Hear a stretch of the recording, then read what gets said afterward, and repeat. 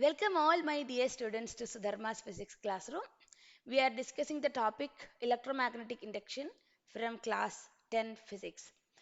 So in the previous videos, we have discussed up to the phenomenon of electromagnetic induction, what is the explanation given by Faraday for the phenomenon of electromagnetic induction.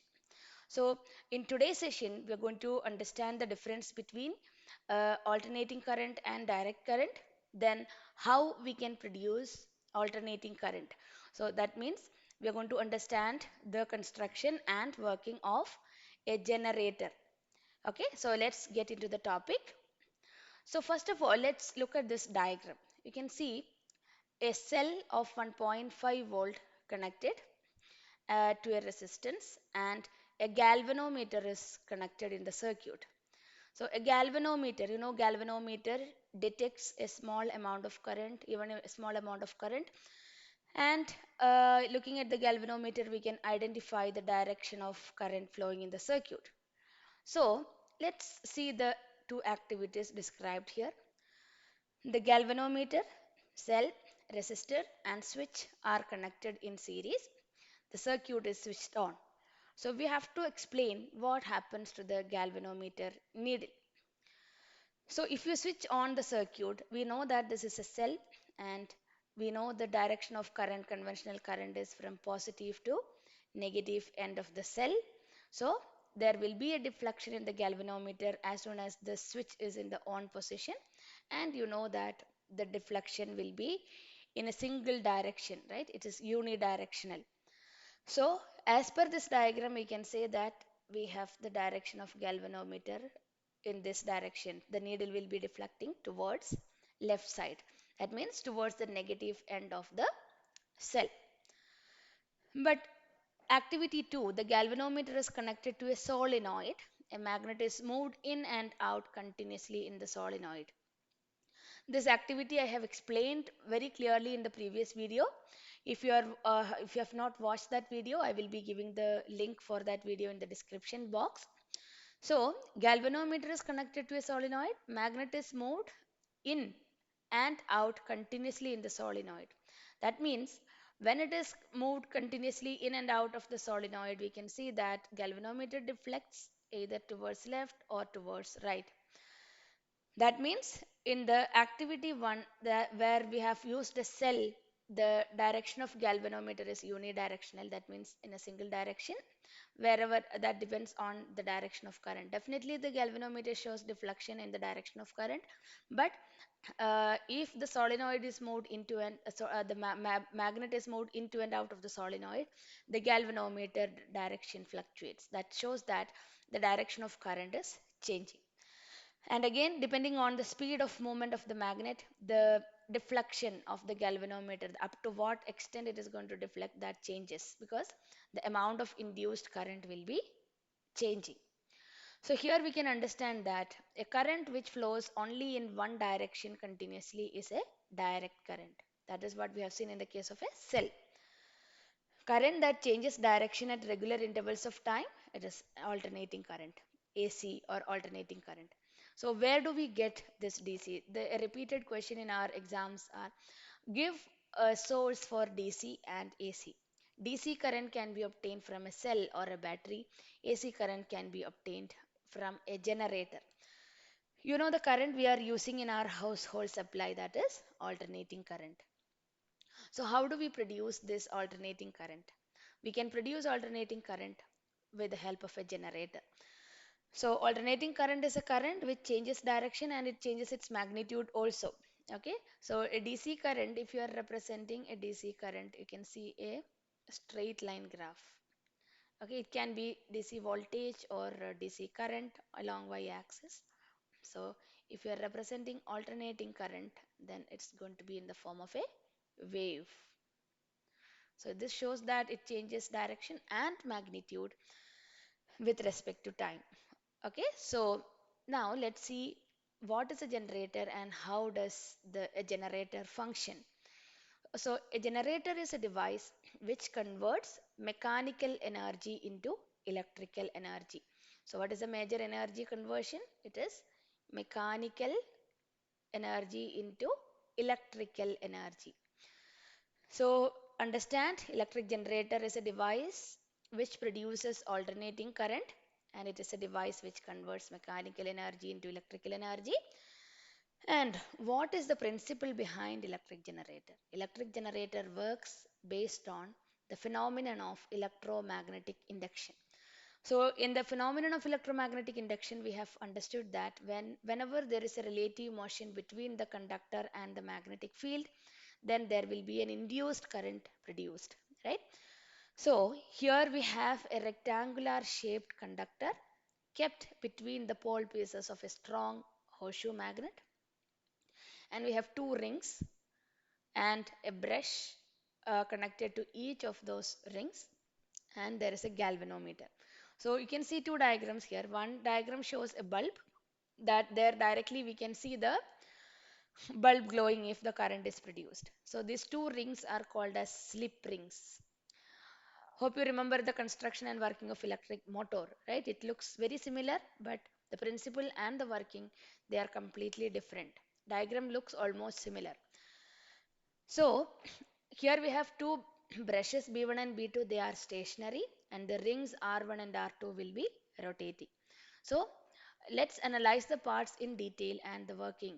Okay, so the field magnet, what is the function of the field magnet? The field magnet will be providing the magnetic flux. It will be providing a stronger magnetic field for the rotation of the coil. Armature, an arrangement of insulated conducting wire wound on a soft iron core material. This can be made to rotate about an axis. As I said, the generator converts mechanical energy into electrical energy.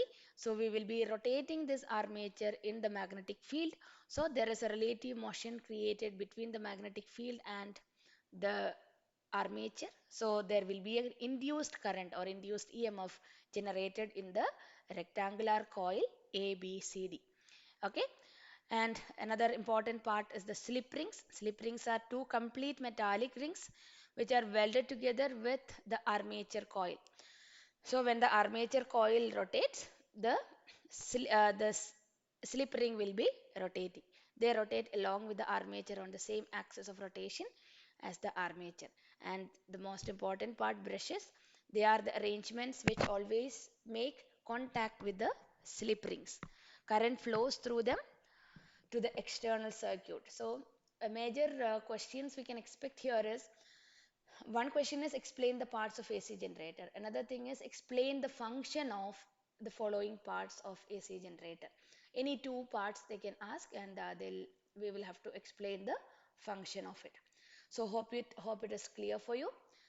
Now how we are going to understand, how we are going to find out in which direction the current is produced and how it is going to be an alternating current.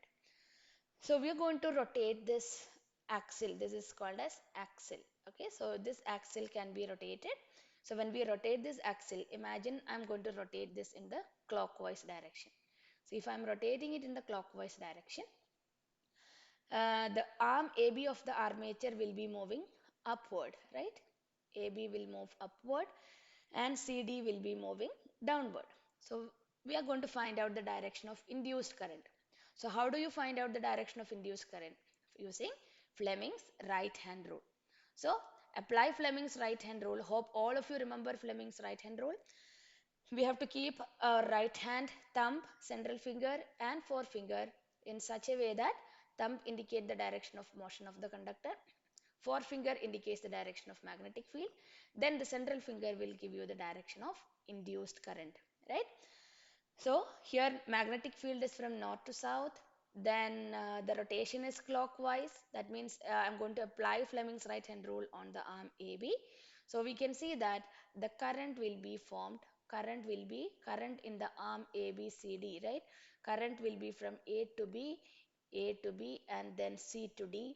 And in the external circuit, the current flows from B1 to B2 because we are observing the direction of current through the galvanometer. In the galvanometer, it comes from B1 to B2, brush B1 to B2. So this is the first half rotation. In the next half rotation, what happens is The arm ABCD, right? We are rotating it. So what happens? The positions get interchanged. So D, C, B, A. So here I'm continuously rotating that in the clockwise direction. So CD will be moving upward and AB will be moving downward. So when you apply Fleming's right hand rule, you can see that direction of current, induced current in the arm DC, right? It is D to C and then B to A. And when you look at this diagram, you can see that AB or arm AB or CD, AB is always attached with the brush B1 and CD is always attached with brush B2. Okay, so initially the current was from B1 to B2. Now what happens? Now it will be from B2 to B1. So first half rotation B2 to B1, then in the second half rotation it is from B2 to B1 and B1 to B2. So we can see that the direction of current is reversed. So once again A to B, then it goes to C, then C to D. CD is attached with the brush B2. So external circuit the current is from B2 to B1 and in the next half rotation the current will be from B1 to B2. That means the direction of current in the external circuit is reversed. So we can understand that the current produced because of this rotation of the armature in the magnetic field is it is alternating current. Okay, so let me just show you another video of this. Now it will be very clear for you. See how the split rings are rotating and how the brushes are stationary. You can even observe the size of the arrows keeps on increasing and decreasing, right? So that shows that the magnitude of current is changing. Magnitude of current is increasing and decreasing continuously. Because we know that the explanation given by Faraday is the rate of change of magnetic flux associated with the coil is directly proportional to the amount of induced current. So the amount of field line, the number of field lines passing through the coil will be different depending on the angle of rotation. So accordingly, the amount of induced current produced will be different. Okay. So how do we represent this current? Alternating current can be represented using this wave structure. Okay. So EMF is shown here at 0 degree. It starts from 0. When it is 90 degree, when we rotate it by 90 degree, we get maximum EMF. When we get 180-degree rotation, it comes to 0. The magnitude of current is becoming 0. Understand that very clearly. The magnitude of current is becoming 0. Then the rotation is 270 degrees. Then again it goes to the maximum, but on the other side of the graph, that means it's a negative axis, right? So negative axis, it just shows that it is changing the direction. So this 360-degree rotation, that means one complete rotation is done. So the direction of current is reversed 2 times in one rotation. So in India, the frequency of AC is 50 Hertz. Frequency of AC we are using in our household circuit is 50 Hertz. So what do you mean by frequency? Number of oscillations per unit time, right? So this gives you one oscillation. So here in one oscillation it reverses the direction in direction 2 times. So we can say that every 1/100th of a second, okay, every 1/100th of a second the direction of AC is reversed in India because the frequency of AC we are using in India is 50 Hertz. Okay, so that's a repeated 1 mark question. Okay, 100 times in a second or every 1/100th of a second. So this is alternating current and this is the functioning of a generator. Hope all of you understood the functioning of a generator. So we produced an alternating current, a current which continuously changes the direction and magnitude. Is there any possibility that we can change this into DC current? Alternating current, if suppose I need DC current, we can replace that slip rings by a split ring. Split ring, hope all of you remember split ring. We are already familiar with the split ring because in motor we have seen the split rings, right? Two semicircular rings which acts like a commutator. So if you are using a split ring instead of a slip ring, you will be getting a direct current. Direct current in the sense this is completely based on electromagnetic induction.